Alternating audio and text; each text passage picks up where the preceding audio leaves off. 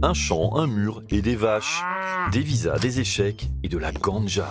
Bienvenue dans les enclaves de Cooch Behar, en Inde ou au Bangladesh. Et ici, c'est vraiment la géozarbie.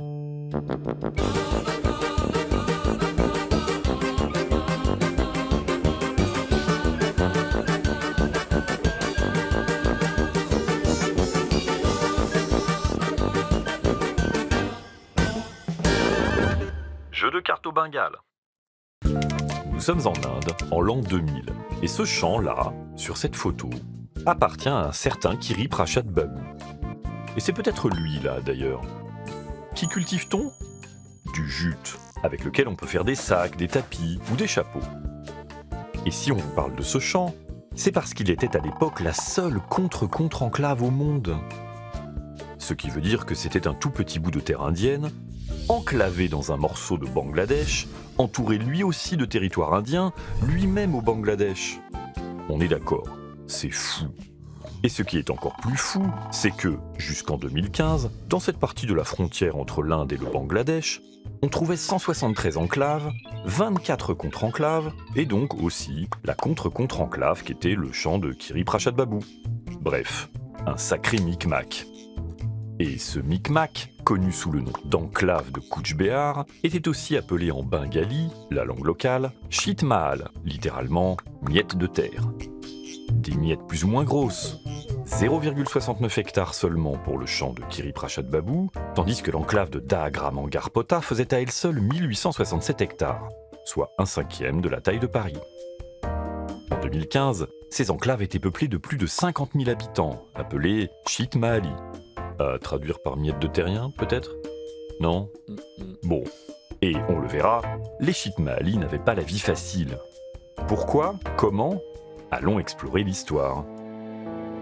Au tout début du XVIIIe siècle, la péninsule indienne est contrôlée par l'empire moghol, avec un empereur musulman à sa tête. Et un des satellites de cet empire est le royaume de Cooch Behar, dirigé par un maharaja hindou.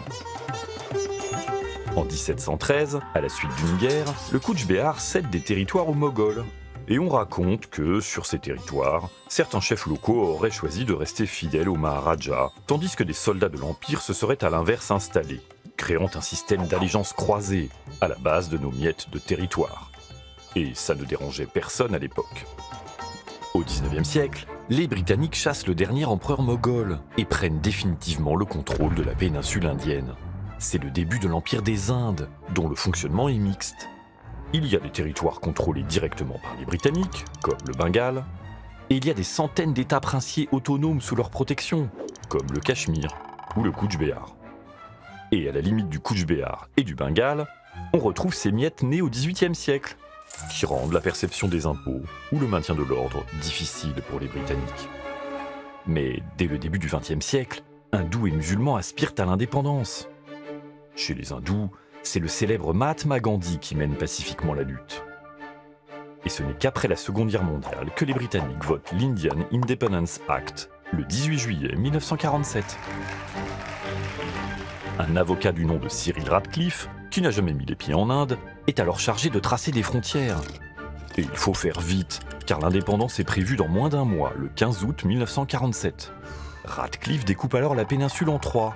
Pour les hindous, l'Inde proprement dite au centre, et pour les musulmans, le Pakistan en deux parties sur les côtés. Dans l'affaire, Radcliffe a coupé le Bengale en deux pour créer le Pakistan oriental. À l'annonce de ce découpage, entre 10 et 15 millions d'hindous et de musulmans se déplacent pour passer du bon côté de la frontière. Et pendant plusieurs mois, des violences font des milliers de morts. Parmi ces morts d'ailleurs, le Mahatma Gandhi lui-même. Devant le fiasco, Radcliffe, pour qui c'était, soyons honnêtes, mission impossible, aurait, paraît-il, refusé d'être payé pour son travail. De leur côté, les États princiers ont le choix entre rejoindre l'Inde ou le Pakistan. Le Maharaja de Cooch Behar choisit alors l'Inde en 1949. Mais au Cachemire, la situation est confuse. L'Inde et le Pakistan se font la guerre pour le contrôler et deviennent les pires ennemis du monde. Dans ce contexte, la frontière émiettée du Bengale et du Cooch Behar, devenue celle de l'Inde et du Pakistan, pose bien vite des problèmes concrets aux Chit Mahali. Écoutez bien. En 1952, par exemple, on leur impose des visas pour pouvoir sortir de leurs enclaves. Mais pour obtenir un visa, il faut s'adresser à une administration dans son pays, et donc sortir de son enclave, au moyen d'un visa qu'on n'a donc pas encore. Car pour l'obtenir, il faut sortir de son enclave avec le fameux visa, qu'on n'a donc pas encore puisqu'on ne peut pas sortir de son enclave sans visa. Ah, de quoi devenir fou, non? Heureusement, un dialogue s'amorce entre les deux pays, et en 1958, le Premier ministre indien Nehru et son homologue pakistanais Noon signent un accord d'aménagement de la frontière. Mais en Inde, on s'y oppose, et de multiples et longues batailles judiciaires empêchent sa mise en œuvre. Et puis, en 1971, c'est la guerre au Pakistan oriental. Aidé par l'Inde, il prend son indépendance et devient le Bangladesh. Le traité n'est donc plus valable. Un second traité est alors signé en 1974 par l'Indienne Indira Gandhi et le Bangladesh Sheikh Mujibur Rahman. Ce traité prévoit l'échange de toutes les enclaves, sauf d'Agra Mangar Pota, la plus grande, qui restera bangladaise, avec location d'un corridor à l'Inde. Mais en août 1975, Sheikh Mujibur Rahman est assassiné lors d'un coup d'État militaire. Le pays s'éloigne alors de l'Inde, qui n'est par conséquent plus du tout pressé d'appliquer l'accord. D'autant que c'est toute la frontière qui pose maintenant problème. Les Bangladais, bien plus pauvres, émigrent en effet par milliers vers l'Inde. Et il y a des trafics massifs. En particulier celui des vaches. Sacrées pour les hindous en Inde, elles passent au Bangladesh musulman pour être mangées. New Delhi décide alors en 1984 la construction d'un mur à la frontière et y déploie des milliers de gardes et de soldats. Avec ce mur, les Chitmalis sont désormais complètement coupés de leur pays. Dans la plupart des enclaves, il n'y a pas d'eau, pas d'électricité, pas d'école, pas de médecins, pas de commerce. Les Chitmalis sont aussi sans protection, et il n'est pas rare qu'ils soient assassinés à cause de leur nationalité ou de leur religion, ou tués par des soldats lorsqu'ils tentent de passer la frontière. Seule source de satisfaction, les Chitmalis ne payent pas d'impôts et peuvent tranquillement cultiver et trafiquer la ganja et l'opium. Il faut en fait attendre le retour de la démocratie au Bangladesh en 1991 pour voir les relations entre les deux pays se détendre. Le traité de 1974 revient alors sur la table et on autorise enfin la création du fameux corridor. Long de 178 mètres et large de 85 mètres, ce corridor appelé Timbiga est surveillé nuit et jour. Mais son inauguration le 26 juin 1992 est perturbée par des manifestants du parti indien ultranationaliste BJP. Et il y a 2 morts. En Inde, en effet, le traité est impopulaire, car dans l'échange d'enclaves prévu, le pays recevra moins de territoire que le Bangladesh. Et il faudrait en plus changer la constitution. Et ce n'est que 20 ans plus tard que la situation va se débloquer. En 2011, en effet, c'est une certaine Sheikh Hasina qui est à la tête du Bangladesh. Elle est la fille de Sheikh Mujibur Rahman. Mais oui, celui qui a signé le traité de 1974 avant d'être assassiné. Et elle est une amie de l'Inde, où elle a vécu en exil. De leur côté, les Indiens veulent resserrer les liens avec leurs voisins pour contrer l'influence grandissante de la Chine dans la région. La simplification de la frontière est alors relancée le 6 septembre 2011. Et c'est en 2015, sous le gouvernement indien de Narendra Modi, du parti BJP, qui était pourtant, rappelez-vous, opposé à l'accord, que ce processus aboutira. Le 7 mai 2015, l'Inde change ainsi sa constitution.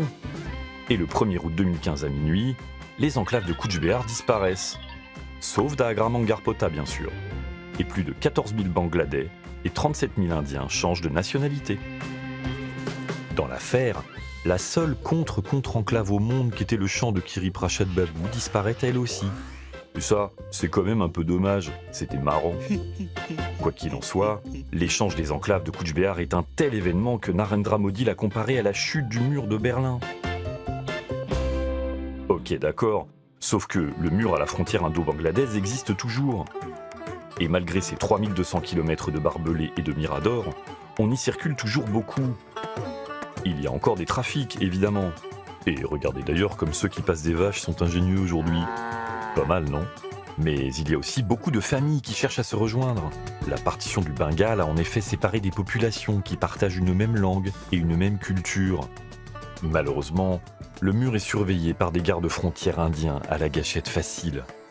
Et entre 2000 et 2018, on a recensé 1114 civils bangladais tués à la frontière. Pour expliquer l'existence des enclaves de Cooch Behar, une légende circule. Il y a bien longtemps, les seigneurs locaux auraient joué les villages de la région au cours d'interminables parties d'échecs. Des parties d'échecs pour jouer avec les cartes donc. Manière de dire que les Chitmali ont toujours été les jouets de forces qui les dépassent.